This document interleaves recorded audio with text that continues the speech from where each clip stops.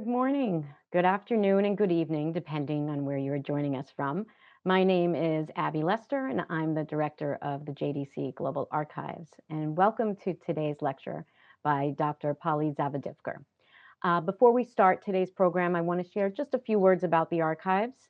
We hold the organizational history of the American Jewish Joint Distribution Committee, or JDC, the Joint, which includes millions of documents, hundreds of thousands of photographs, hundreds of artifacts, as well as audio, video, and film recordings dating back to the founding of the organization in 1914.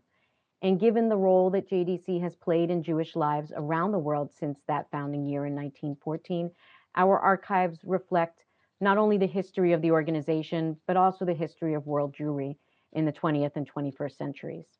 Operating out of both New York and Jerusalem, visiting scholars from around the world utilize our unique offerings for their research, as do publishers, journalists, genealogists, curators, filmmakers, and others. To support scholarly research in our collections, we also offer fellowships funded by some generous donors. Our speaker today, Dr. Polly Zavadivker, is Associate Professor of History and Jewish Studies at the University of Delaware.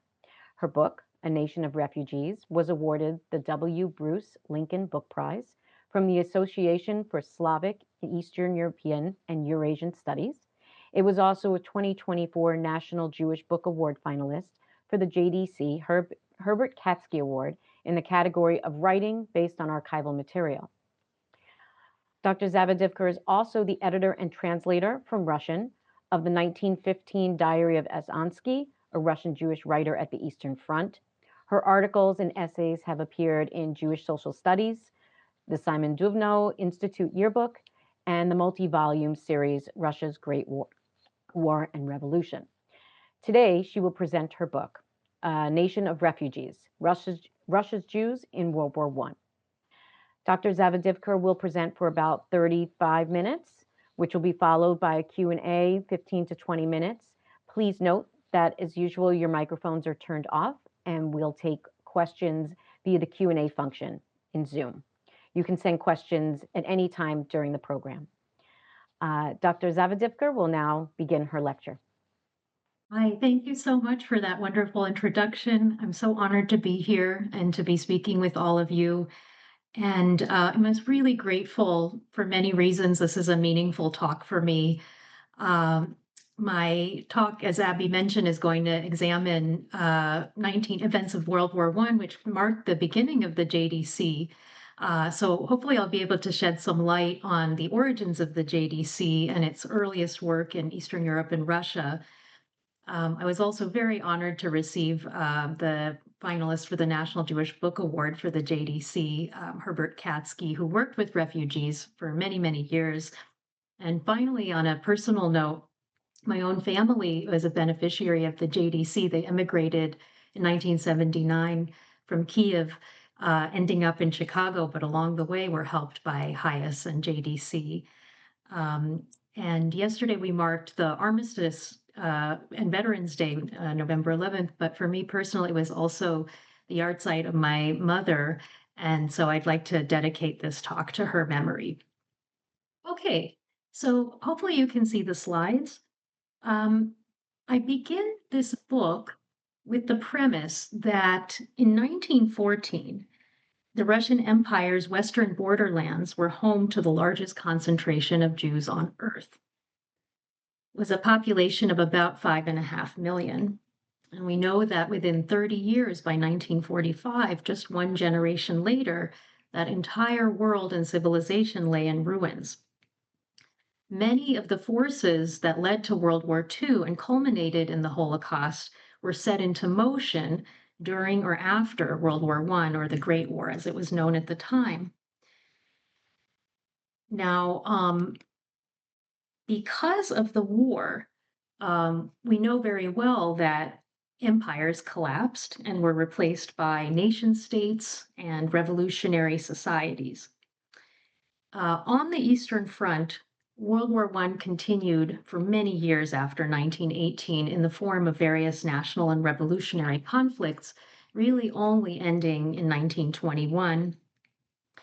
One of the witnesses that whose works I use and memories that I use in the book was Emmanuel Levinas, prominent French Jewish philosopher. But during the war, he was a child, and his family, originally from Kovno, fled multiple times. Later, at the end of his life, he remembered that the troubles of war, as he described it, excuse me, never ended. And he put it, as if the order had been forever disturbed.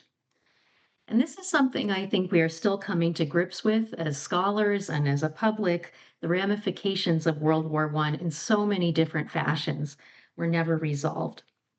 The last 30 years, there was much more scholarly attention than ever before to World War I as a transformative event in Russia and Eastern Europe. But the Jewish experience of the war was overshadowed by histories of World War II and the Holocaust for understandable reasons. But one of the reasons I think World War I has eluded more holistic understanding is that it was an extremely contradictory time. There were multiple trajectories and developments which don't seem to align with one another. And my book weaves together three specific themes in this attempt to integrate this complex history of Jewish life in Russia during World War I. So the first theme is violence, state and popular violence that Jewish civilians endured. The second theme is the growth of the Jewish National Relief Campaign throughout the war, which assumed a very vital role in all aspects of social, cultural, and political life. And third, I try everywhere throughout the book to foreground the voices and perspectives of ordinary people who were receiving relief work, who were providing relief work, especially women, children, families, the elderly, and migrants, and how they made sense of this, as Levinas put it, this order disturbed.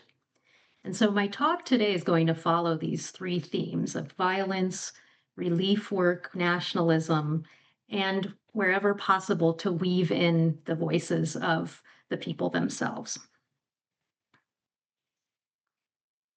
Now, this map will be familiar to many of you who have some familiarity with Eastern Europe. On the eve of the war, more than 6 million Jews lived in this territory, so the Russian Empire and the Habsburg Austro-Hungarian Empire. In the Russian Empire, 95% of Jews lived in this territory, the Pale of Jewish Settlement. This was the 25 westernmost provinces of Russia. Across the border to the southwest, Galicia and Bukovina, eastern provinces of Austria-Hungary, that Russia occupied twice very brutally during the war, was home to about 900,000 Jews. In capital cities such as Odessa, Warsaw, Vilnius, Minsk, Kiev, Jews hardly could be considered a minority. They were the third and sometimes the second largest ethnic group following Polish, Ukrainian, Belarusian residents. But in hundreds of smaller towns, miasteczki in Russian, Städtlach in Yiddish, Jews made up half and sometimes up to 3/4 or more of the population. Economic and material hardships were defining aspects of everyday life. And of course, there was also violence, mob violence or pogroms, which were devastating, but before World War I, they were also quite rare. That was not the case when the war erupted. The breakdown of empires and imperial order led to catastrophe for all civilians, but especially for Jews living in these territories. And so the violence that I follow in the book is of four major varieties. It stemmed largely from ideological pretenses that the military had. The Russian army defined Jews as an unpatriotic, suspect population, as security risks, particularly as they lived in territories that were front zones. They dealt with Jews with a number of policies, deportations and hostage taking, seeking to permanently remove Jews from large areas, and detaining communal leaders, often without trial, executing them if any suspect behavior was identified. And this caused untold terror in nearly every Jewish community at the front.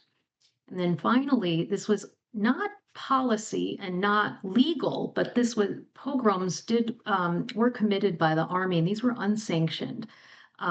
Soldiers acted as vigilantes, seeking retribution against so-called internal enemies, and this also allowed for popular local participation. So these are some of the forms of violence that I'll be discussing. Uh, at the start of the war, summer 1914 through spring 1915, there was a clash of the Russian, German, and Austro-Hungarian forces over Polish lands. And civilians, who are pictured here in this image, described universal terror and destruction. By one estimate, early battles in Poland reduced nearly 6,000 towns and villages to rubble. And the chief dangers initially involved collateral damage and economic collapse. Now, for Jews in particular, they were heavily involved in trade and production of consumer goods that depended on open borders. And once those borders closed, they experienced economic ruin on a mass scale. Mobilization for everyone turned tens of thousands of men into conscripts, leaving their wives, mothers, and daughters as breadwinners and heads of households. And simultaneously for Jews, traditional networks of social welfare broke down. And this was partly due to the departure of wealthier and educated classes at the start of the war who were able to seek refuge further from the front, depriving many communities of leaders and funds. So to give you one example of this, Pinsk, today in Belarus, was a destination for many refugees in the early part of the war, those seeking to flee from the front. Hundreds of refugees arrived, but when they came to Pinsk, they quickly found that they were differentiated from the settled population. They weren't welcomed with open arms because charity, philanthropy, social welfare had typically been practiced within the confines of local communities. And these new arrivals were considered in Yiddish fremde Yidden, strangers. And so this was a case where from Pinsk, we have records of locals seeing hundreds of Jews appear, but they themselves, the settled population, are desperate and in dire need of funds and unable to help those who have just arrived. And this was a widespread phenomena across the Pale that really necessitated the formation of more centralized and systematic forms of aid, which really presaged the rise of aid at the home front. Also, most of the Pale of Settlement came under martial law, and the War Statute of July 1914 granted almost unlimited control to the Army and Commander-in-Chief over civilians. Um, the Army operated on the premise that non-Russian civilians were unreliable elements, groups innately prone to threatening Russian national interests, and spy fever spread very quickly, a kind of pathological suspicion that Jews were involved in espionage and subterfuge. The war statute allowed Russian army commanders to take hostages from Jewish communities as a security measure. This order of November 27, 1914, stated that commanders could secure the army from the harmful activities of the Jewish population by taking hostages. These were typically community leaders, clergy, wealthy men, business owners. And you can see this is from an archival document from the YIVO Institute showing the images of 56 men, and they're identified, each person is identified by name from Radom and Kielce provinces who were taken hostage.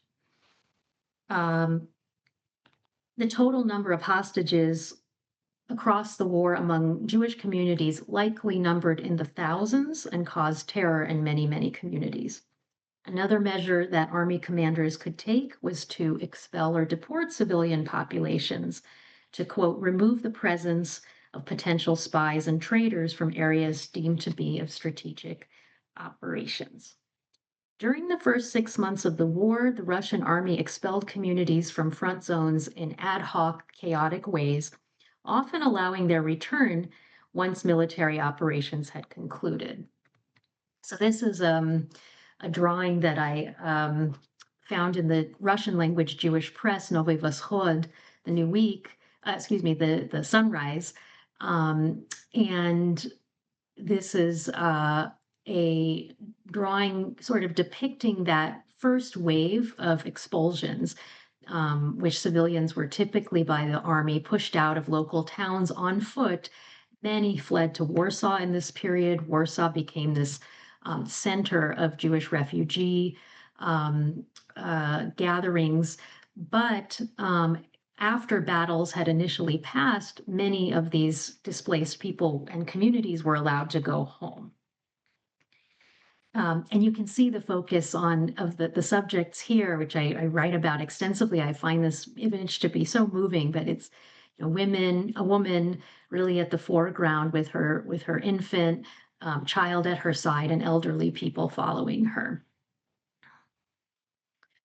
Now, all of this changed in the spring of 1915. Um, the measures to deport Jews en masse began with the Russian army's Great Retreat. And this is a postcard depicting that. In April of 1915, a joint German and Austro-Hungarian unit broke through a section in the Russian army's front in Gorlice in Galicia. As the Russian army withdrew, units expelled tens of thousands of Jews, Poles, and Ukrainians, and they were sent deep into the Russian interior as administrative exiles.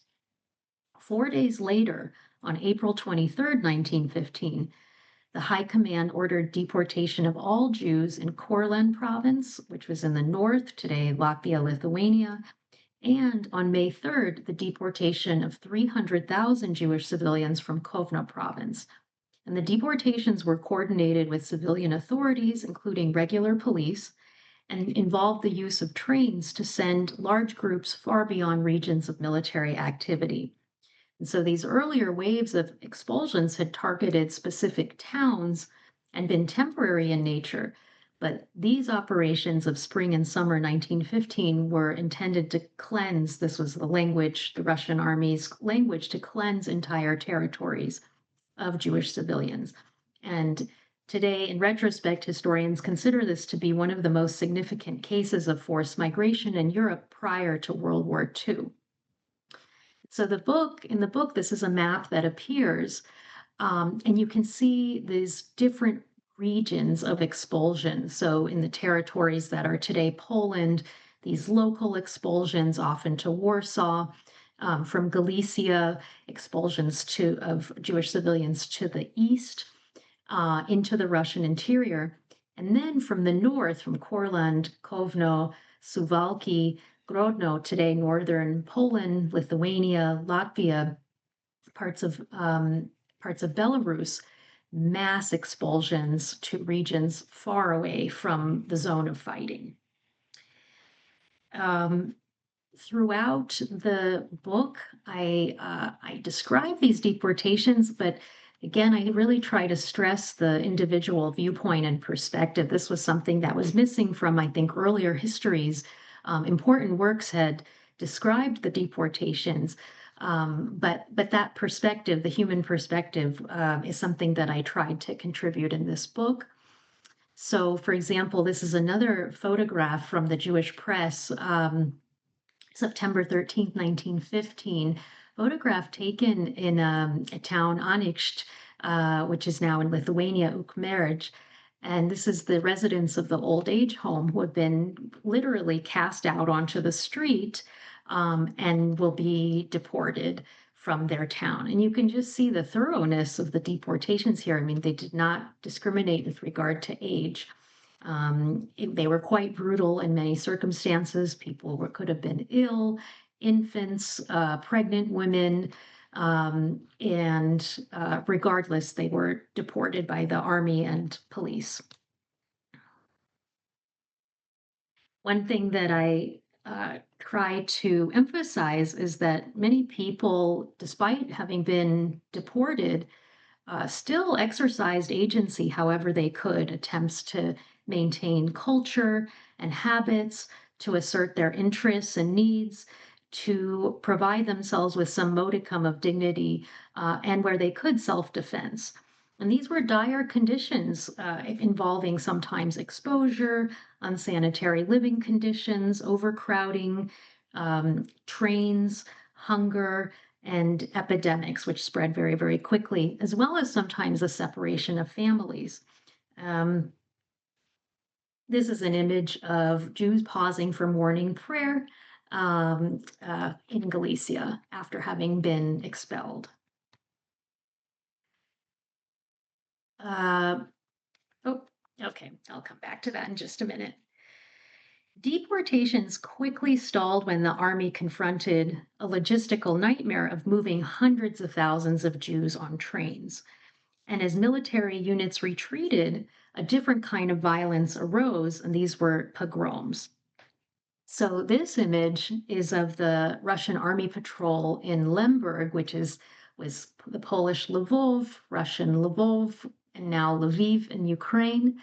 Now, as I mentioned, the Russian army overran Galicia very, very quickly.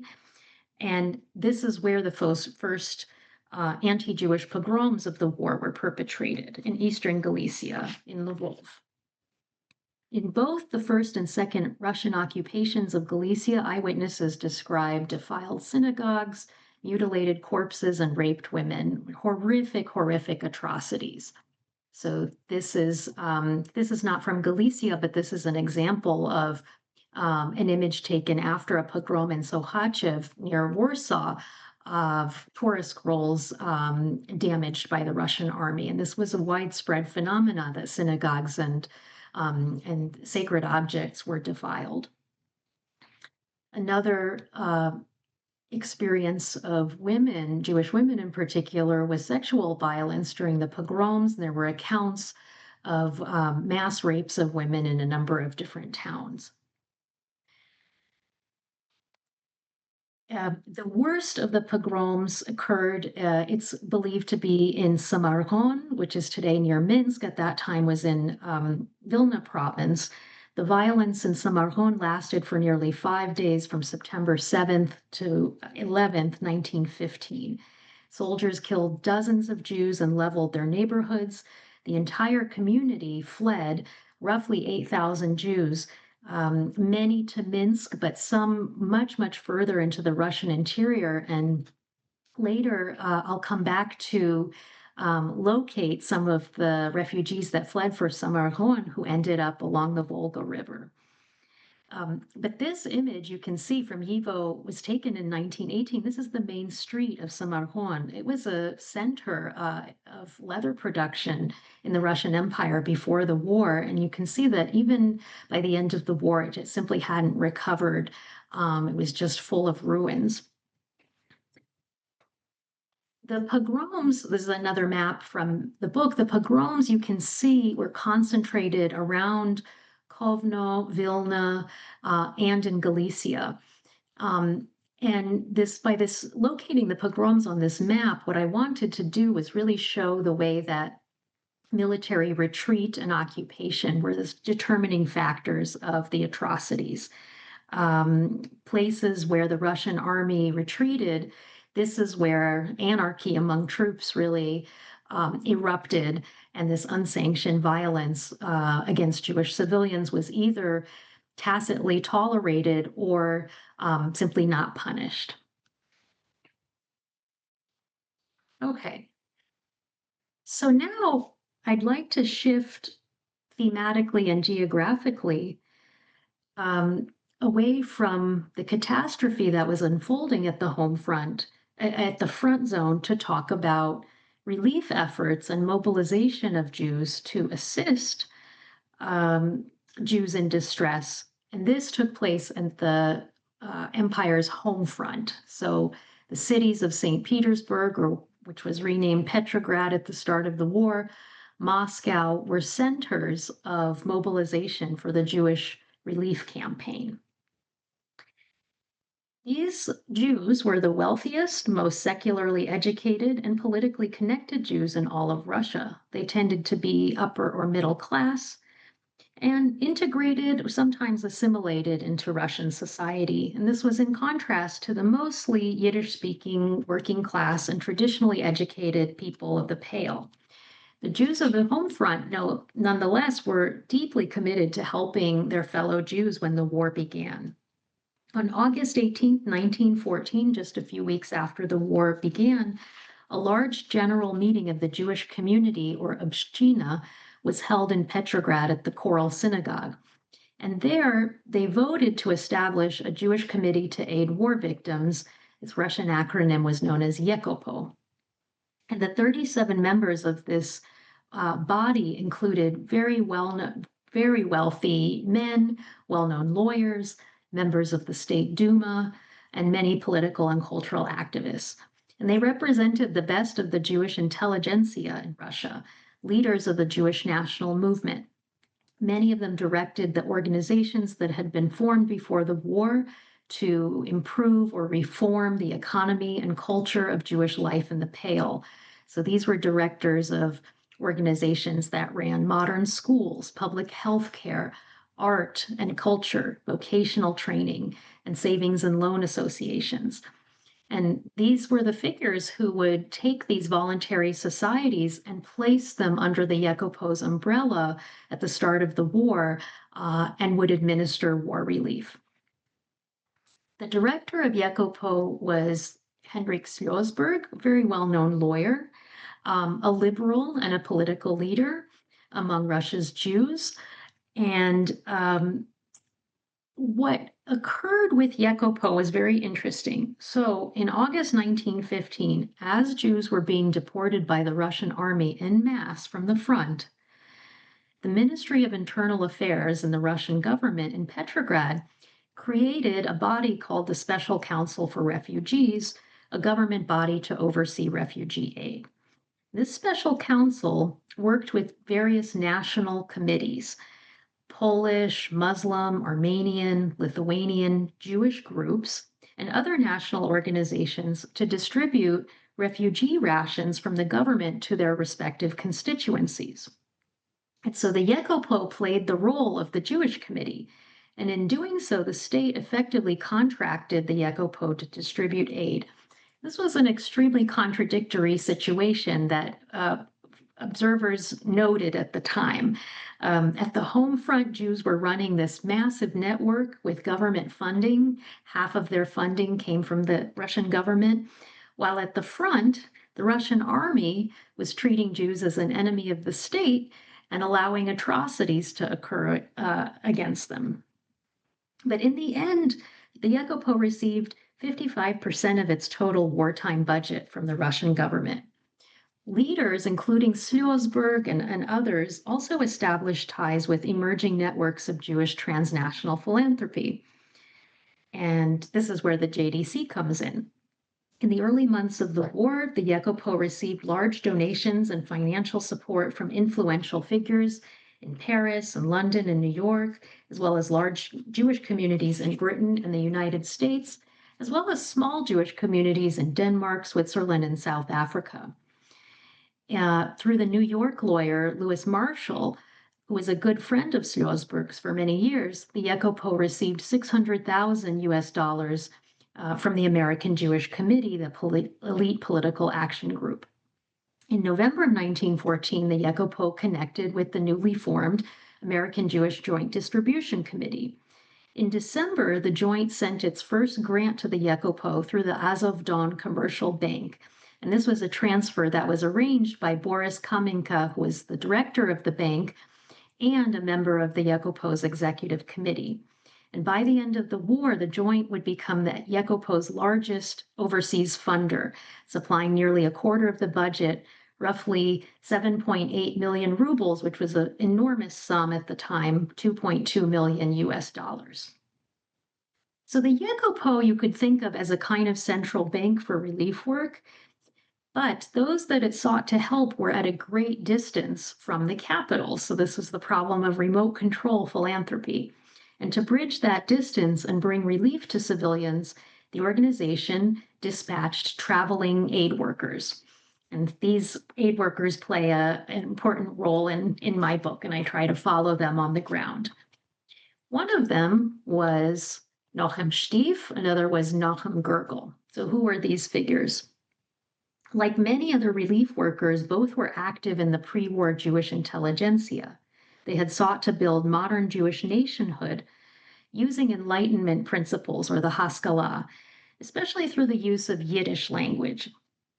During the war, it's important to know that these types of leaders of aid work expressed their Jewish nationalism in practical ways, organizing modern Yiddish schools, renovating refugee shelters, establishing new credit and labor exchanges, providing free legal counsel or vocational training, mobile medical units, and much more.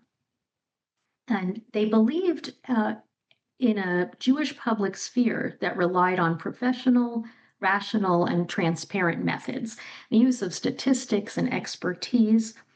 And the wartime Jewish press, mostly in Russian, but also some in Yiddish, was filled with articles that argued about how they could best reshape the economic habits, culture, and social norms of the civilians that they helped in dozens of locations.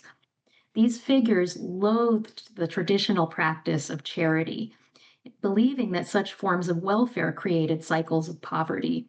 They sought to replace it with rational philanthropy that incentivized self help in an approach meant to foster economic independence and self sufficiency, known at the time as relief through work, or in the parlance of that time, productivization.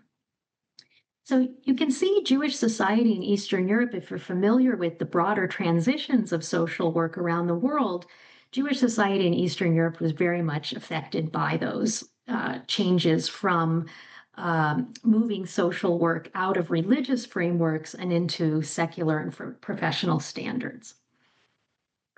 These organizations also, it's something I found very interesting. They offered an opening for women to be involved in wartime relief.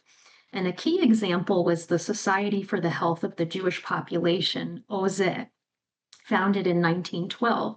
And pictured here in 1915, a photograph in the Jewish press.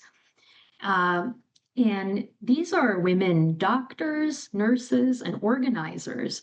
I think there are more women in the photo than men, which is quite unusual for images of that time. And each of them is identified. And the war created this kind of opening for women in the public sphere. So, this was another way in which relief work was a progressive force during the war. For other relief workers, S. Ansky, very well-known figure, and Shmuel Niger, serving the people was not only an act of public service, but a sacred act of engaging in collective responsibility. They described relief work as national work, but also relief work as sacred work, sort of fusing the two principles together. Aid workers in their accounts often used Jewish and Hasidic spiritual concepts to describe their work, concepts like self sacrifice, counsels, offering spiritual counsel to those they helped. And they fashioned themselves as leaders at a time when crisis was challenging and breaking down the Jewish social order. Before then, wealth and rabbinic lineage conferred status and authority. And these were changes that had been occurring for many years before the war and were already in process. But the crisis that was unleashed by war relief really accelerated these transitions of the framework of Jewish society. So I've shared a bit about the relief workers, and I wanted to return to the question now of how they made contact with refugees. And this was especially challenging as the mass deportations scattered Jews across the Russian Empire, which was, of course, vast. So this is another map from the book, and it shows that you can see the former Pale of Settlement shaded in gray on the left-hand side of the map.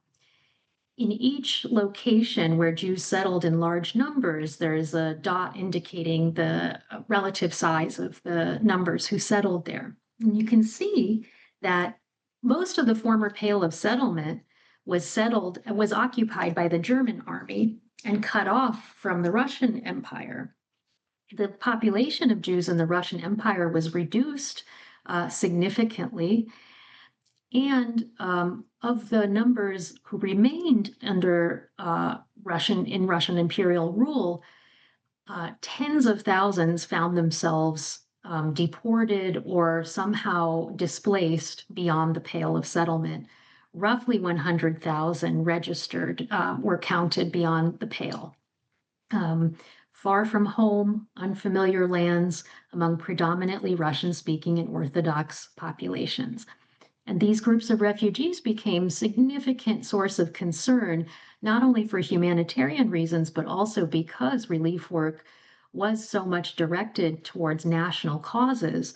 And so in Petrograd, in Moscow, the branches of the Yekopo and affiliated organizations dispatched aid workers to these cities where and provinces where Jews resettled in large numbers. You can see on the map two of the main places that Jews settled. Tambov, which is in sort of Russia's Black Earth region, and Kharkiv, today in eastern Ukraine, but at that time just east of the border of the Pale of Settlement. These were important centers of refugee resettlement. And then also Nizhny Novgorod and Saratov. The largest number of Jewish refugees were counted in Nizhny Novgorod along the Volga River. And I'll talk a little bit about that in just a moment. In these communities, Jewish organizations work to support and reconstruct religious traditions and languages among refugees, and they invested relief work with national importance. There were parallel efforts among other refugee groups, including Polish, Muslim, Armenian national movements. For Jews in particular, the aim was to rebuild the loss of that thick culture that had characterized Jewish life in the Pale and made Jewishness, Yiddishkeit, a lived experience. They were especially concerned with preventing youth from becoming Russified. And so education, of course, was a priority.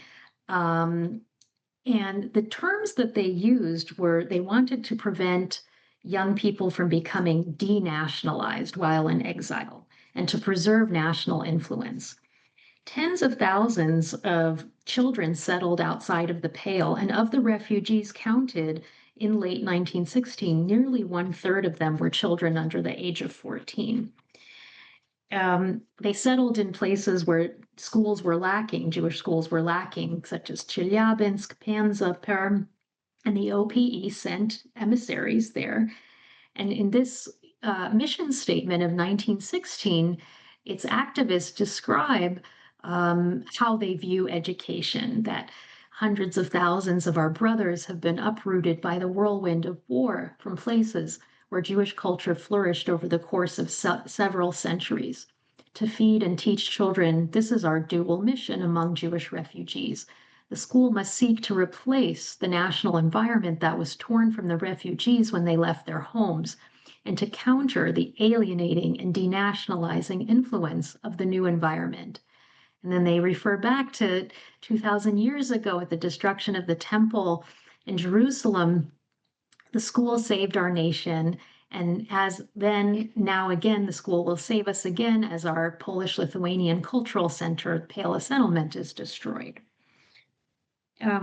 Now, the types of schools they promoted were progressive, secular, not the traditional Heder, which was the predominant form of primary education for so many of the refugees. So this was a major transition for many of the families that found themselves needing schooling and relying on the OPE to provide it. But the OPE opened a very large number of preschools and primary schools outside the Pale of Settlement in 1915 and 16. They began with 4 schools that served 150 students, and they ended with 40 schools serving nearly 6,000 students. The Yekopo supplied the majority of the funding, as well as the Russian government and the JDC as well sent funds for this cause. And by the end of the war, the OPA actually described this as quite an achievement. Soon after the arrival of exiled Jews, representatives of the OPE would organize a primary school. By the end of 1915, virtually no big city or town was lacking a Jewish public school. Prior to 1915, Jews who arrived at a city such as Penza would have been taken to jail directly from the station, since it was outside the Pale. Yet after 1915, Penza had 3 Jewish public schools, a kindergarten, an orphanage, courses for adults, and training workshops. So this was a source of great satisfaction for educational activists, cultural activists in the OPE. And again, the OPE, it's important to remember, was funded by and directly involved with the ECOPO. Relief workers also debated whether the refugees would settle permanently in these places of exile and develop what they called new Jewish centers. And I mentioned Nizhny Novgorod because it became a really important hub for refugees. By 1916, almost 13,000 Jews were counted there. Many did not register, so the actual numbers of refugees would have likely been higher. Among them were the refugees, a very large contingent from Samarkand who had fled at the start of the war and after the devastating pogrom of September 1915. They were incredibly successful in rebuilding their hometown leather industry in Nizhny Novgorod, and they also, in cultural terms, were successful in reestablishing Jewish life, opening many Jewish schools, even a yeshiva in parts of the province. Socialists among the relief workers, and I haven't spoken too much about politics, but the majority of these progressive relief workers were socialists of some kind. They were very encouraged by this development. Another thing that the organizations did was obsessively track the economic profile and habits of refugees, especially to learn whether they had found work in places of resettlement. Because such a large number of dependents were women with children, they monitored the breakdown of gender in the attempt to encourage men to find work in places of resettlement. And this is an example from the Yekopo's archives of a sample of Jewish refugees in Irkutsk in 1915. You can see broken down by gender, pink and blue, and age, and trying to understand what is the potential for these refugees to find work? What number of them would likely be unable to find work and thus require subsistence, aid and subsistence throughout the duration of the war?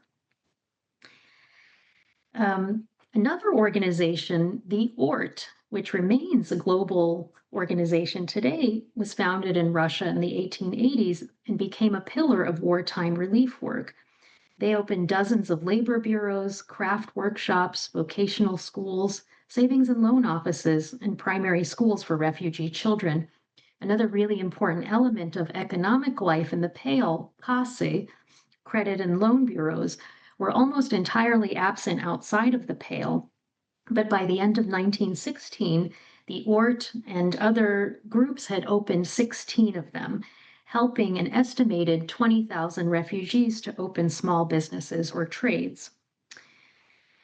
It's important to remember that refugees were pressured to find employment and some resisted or were simply indifferent to these pressures.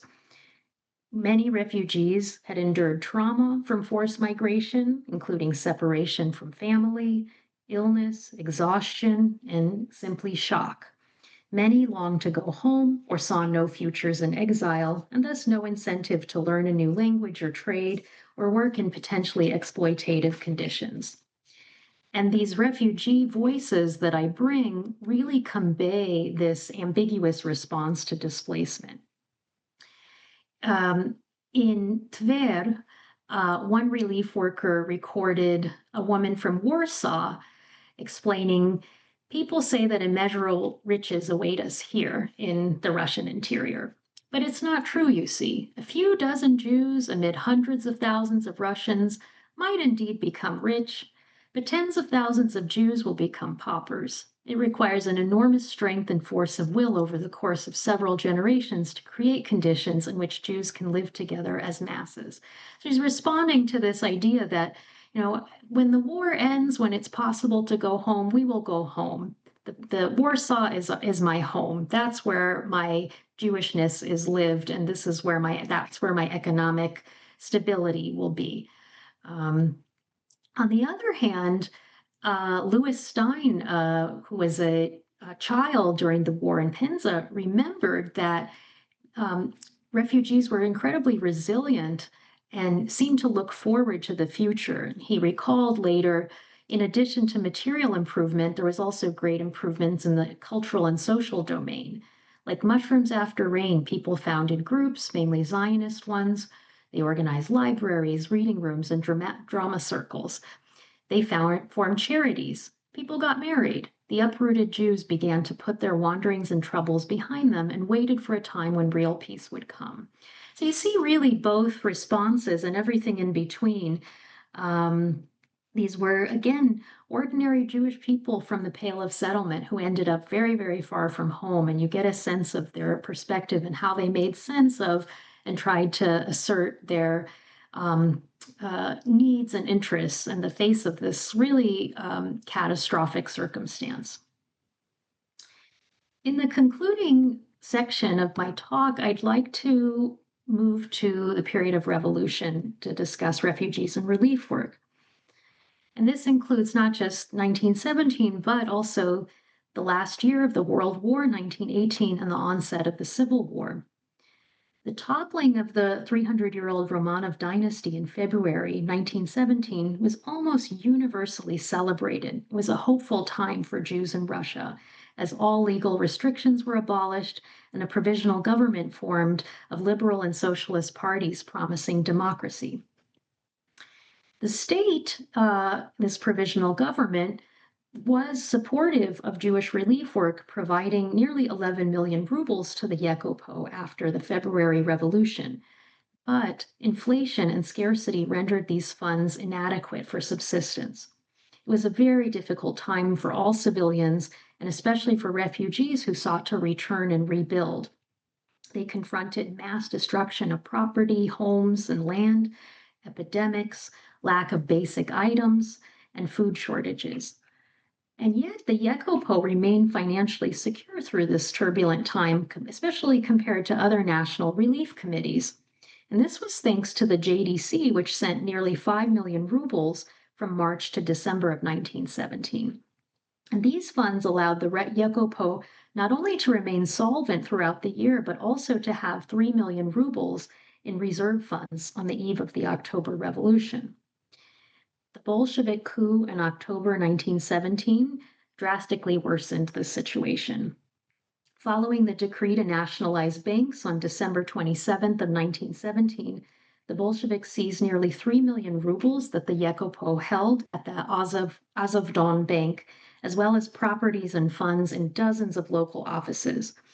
Transfers from the JDC in New York became impossible for some time, prompting widespread closure of offices and the firing of staff. In Ukrainian lands, and this is where I end the book as well, in Ukrainian lands, the World War continued right through November 1918, and then spilled into civil war.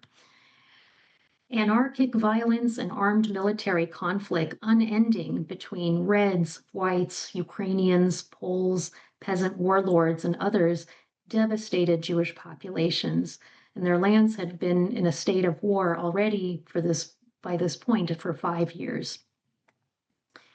The First World War transformed so much in Jewish life, not only borders and states, but standards of education, gender norms, religion, art and culture, and the cultures of public service. But there were also important continuities in the realm of Jewish war relief. And in the book, I conclude with the point that wartime relief work laid the foundations of a Jewish civil society that persisted long after the war in Poland and other places of resettlement, and even for several years in the Soviet Union, Soviet lands. To illustrate some of these continuities, I'd like to conclude with the story of Yitzhak Gitterman. Gitterman was born in 1889 in Hornistopol, which is today in western Ukraine. He was born into the Tversky Hasidic dynasty, eminent Hasidic dynasty, but he defied the family's expectations to become a rabbi. Instead, embraced secular Yiddish culture. When the war began in 1915, he was a young man, he volunteered in Kiev for the local Jewish Aid Society, which was funded part by the Yekopo. And for years, he was helping Jewish refugees from Galicia, traveling within Kiev and Volhynia. He became one of the longest serving relief workers in the region. Year after year, he served the people through waves of lethal military atrocities, epidemics, and famine. In 1919, when tens of thousands of Jews were killed in Ukraine in pogroms, he was there. In 1920, he joined the first Jewish relief organization that the Soviet authorities permitted, which was called the Yevobkom, or the Yidgizkom in Yiddish. Now, the JDC here too was important, supplying nearly 3/4 of funding and supplies for the Yevobkom on the condition that the Bolsheviks allow the Yekopo and these pre-revolutionary leaders like Gitterman to be represented in the executive. Gitterman continued to work in Ukrainian provinces that suffered the worst of the pogroms until 1921. And then he left the newly forming Soviet Union and relocated to Warsaw. He had spent 7 years in Ukrainian lands as a wartime aid worker and was widely respected. In 1921, the Joint appointed him to be the director of its Warsaw office, and 5 years later, the director of operations for all of Poland. In that capacity, Gitterman mentored a younger generation of social workers, among them Emanuel Ringelblum, who became so important during war and genocide as a historian, inspiring them to boost the morale and cultivate an ethos of self-reliance among the Jews of Poland in difficult times. And he remained in Warsaw under German occupation and ghettoization, becoming involved in underground militant resistance, documentation efforts, and of course, continuing with relief work. And Ringelblum later referred to Gitterman as a true public servant. Gitterman's spirit of service had its roots in World War I. From that point forward, he kept going, doing what it took to make a difference and helping people in the worst of times. Thank you so much, and I'll stop here. Thank you. Fascinating. I really appreciate that on so many levels. We're going to open the floor now to questions. We have many already in the Q&A, but just a reminder that your microphones are turned off, and we'll take more questions via the Q&A function. I'm going to start taking a look at some of those. To be honest, I'm not so sure we'll be able to get to all of them. There are a lot of questions. So I'm going to start with the ones that came in earliest, and we'll go from there and see what we can get through. Has the study of, the question is, has the study of Jews and World War I been underattended to given its significance in Jewish history? It certainly seems, given the number of recent books published about the era. If this is the case, why, and has it always been this way? Mm-hmm. Yeah, so it's a really important point first that yes, a number of books have been published in the last maybe 5 to 10 years on World War I. Many good works on, for example, West European Jewry, German Jews, Austrian Jews, British Jews, American Jews. There were also some important works on East European Jews and Russian Jews, and the work of Simeon Golden, very important, Frank Schuster, Jan Rybak, and others. And I think that the field is growing as well. What I had seen, though, is there wasn't an attempt to kind of integrate many different aspects of Jewish experience during the war. I think why. So I guess the beginning to that, the answer of that question is yes, the eclipsing of World War I by, the Bolshevik experience, the revolution, the Civil War, World War II, and the Holocaust. There is simply, far less saved also from that time. So our body of documentation, while enormous and provided, quite a large source base for many of these studies, including mine, it was simply not as large as that of World War II and the Holocaust. So yeah, I think there's interest now in understanding World War II and the Holocaust in a broader context of Jewish history and understanding the ways that, it didn't come out of nowhere, obviously, but World War I really set into motion so many of these radical forces of violence and anti-Semitism, um, hostility toward migrants as well, and minorities, that really reached their culmination in the Holocaust. And so I think that as we move forward in time, we're going to be looking at World War II and World War I in the same sort of as brackets of this longer period of violence and the destruction of, European Jewry, and the center that had been world Jewry in Eastern Europe. Um, so I hope the book, contributes to that sort of understanding as we move further and further away chronologically from World War II, that we have to go back in time and look at sort of the beginning of that earthquake, as it were. Right. And piggybacking on that, actually, the question is to if you can elaborate on sources you use, but it's a very broad question. I assume obviously in the book you have, but somebody could refer to those. But are there sources in particular that you found that you didn't expect to find, maybe that were particularly helpful? Yeah. Um, I began with archival sources. That's where you're trained to go. Um, and there was an important collection at YIVO called the David Mopshovich papers and Lucian Wolf and David Mopshovich. These were papers smuggled out of Russia at the time of the war that documented, atrocities and violence, and that's where I began.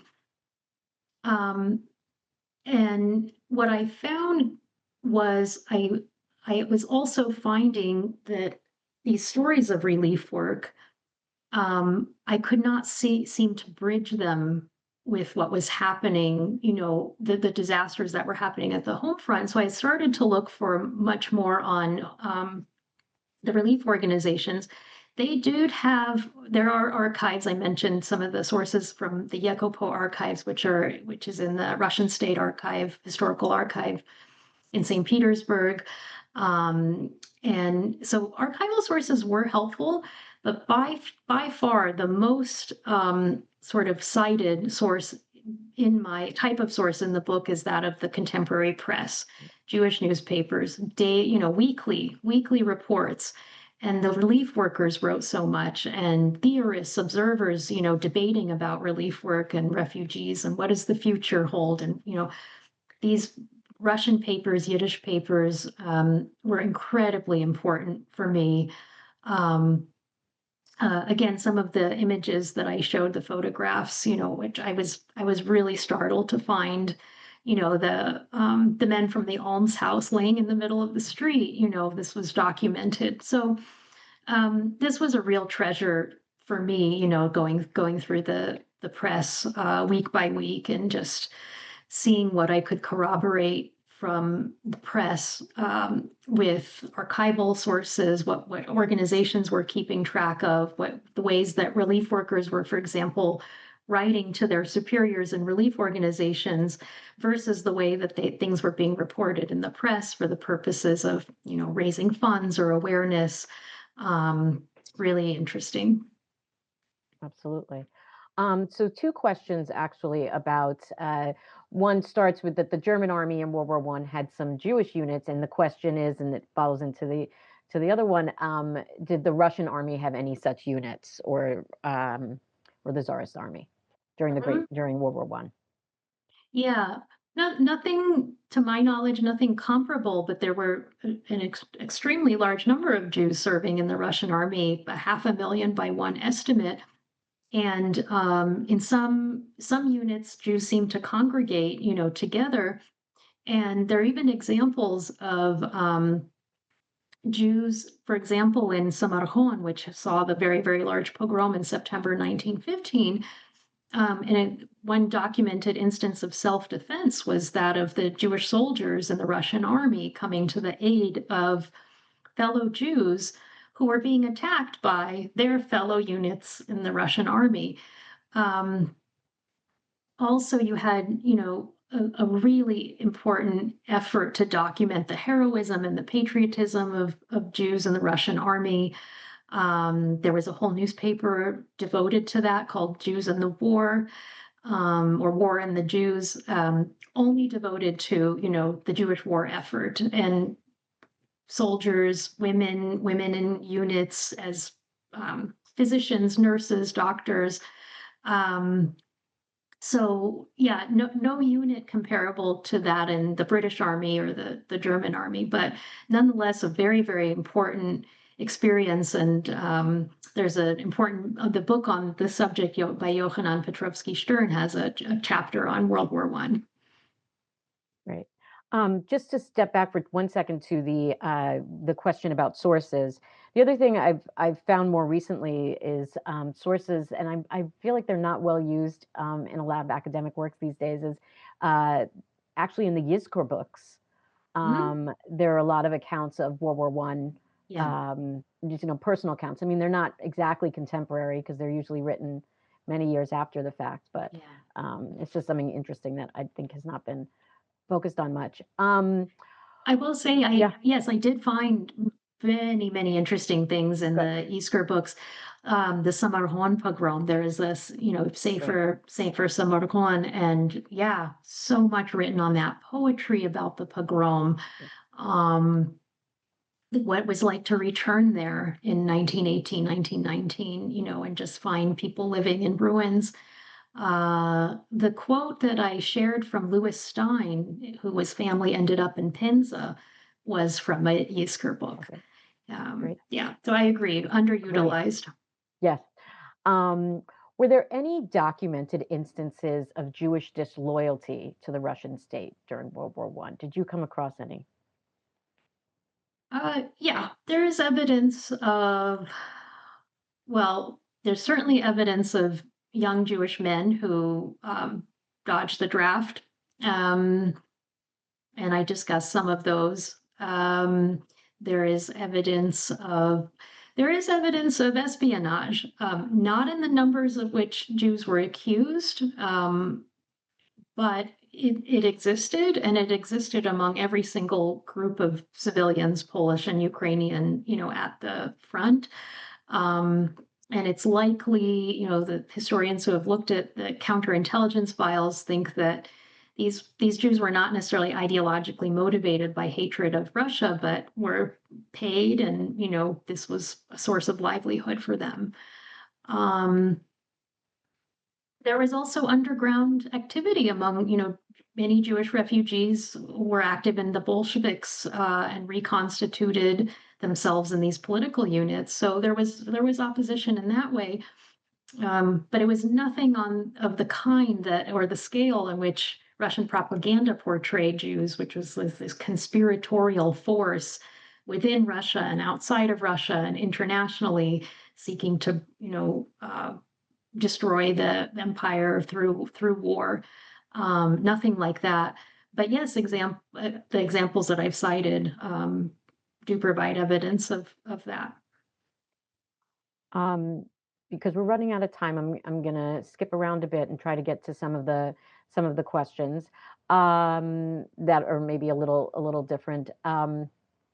Uh, One here. Uh, do you have accounts? Were you finding accounts about Jewish soldiers in the Russian army? Did they write, and those accounts, did they write about the pogroms, the army pogroms?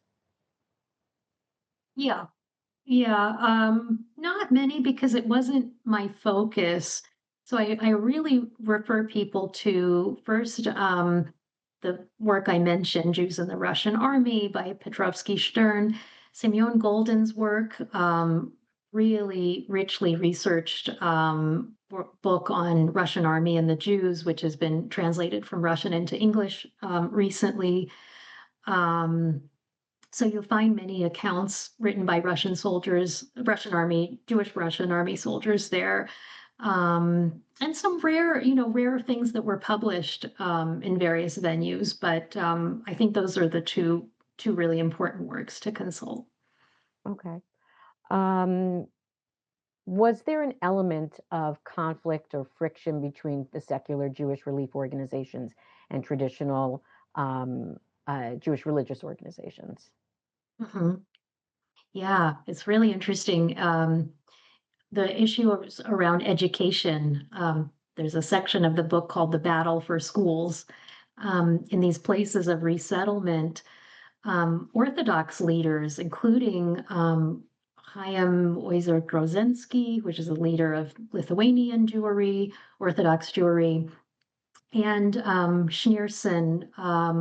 Sorry, I'm going to forget the first name, but the Rebbe of Chabad Lubavitch ended up in exile in Rostov, and the two of them joined forces to try to create and get funding from the Yekopov for traditional cheders because they were really horrified and afraid of what these modern OPE schools were going to do to refugees. And so scholars like Andrew Koss have written about this. This was a kind of politicization and mobilization of religious Orthodox Jews to seek influence over not just relief, but really specifically education and culture. So it wasn't just secular workers they were prompting, they were provoking, I would say, resistance and activism from religious groups. Did the Jews of this is an interesting question. Did the Jews of the interwar period see World War One as we sort of see, or the assumption we see World War Two today as a rupture event and of unprecedented cataclysm? Um, uh, and to follow up on that, the person asks if um, is there a corresponding amount of World War One literature, scholarship, and formal reflection in the interwar era? And they even go so far to say, is there an equivalent of, let's say, Elie Wiesel's Night or Anne Frank's Diary of Anne Frank for the World War One era? Yeah, that's a great question. I was so focused on the war, I did a bit less on the legacy of the war. The first part of the question, though, did people see it as this massive cataclysm? Yeah, yeah, and not just Jews. I mean, it was a rupture for all the people living in that time because of the way that technological warfare and the casualties and the type of violence that was unleashed was just totally unprecedented. Um, and so you have works like, All Quiet on the Western Front. Is there a Jewish equivalent? I I I guess the closest that I came to it was there's a memoir called The Dust of War, which was published in Yiddish. He was a refugee named Shimon Zev Eisenberg, and I cite it quite a lot and have his photograph is in the book. Um, that's one of the closest I would say is comparable to, like a moving account, like a first person account, but he published it in retrospect as well. Um, Other than that, yeah, I mean, I think Ansky's Korban Galicia, the Yiddish, it's like, that massive volume, The Destruction of Galicia, is a really important work to come out of World War One. Um, and there are others, yeah. I mean, off the top of my head, I can't think of them right now, but um, yeah, just underappreciated sources that really convey the magnitude of catastrophe and disruption of that time.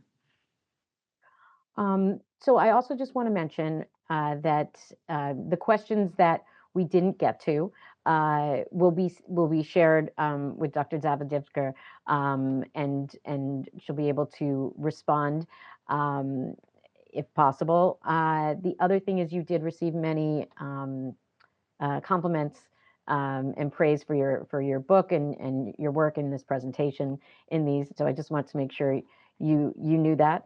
And I think we're Thank going to you. bring it to a close and bring up my notes to make sure I'm not forgetting to say anything. Mm. Of course, I found the program extremely interesting. I hope everyone else did, and I thank everyone for joining us. Our next webinar is going to take place on December 3rd. We have Daniela Gleiser, Emmanuel Kahan, and Yael Simon will present the Holocaust and Latin America, Migration, Resettlement, and Memory, which they've co-edited. You can register via our website and social media. Please sign up for our e-newsletter if you would like to be added to our mailing list and for the upcoming public programs. Thank you so much again. It was really a pleasure, and it's an important book, and we're glad you were able to speak with our audience. Thank Thank you. you so much. I'm really grateful for the chance to speak with you.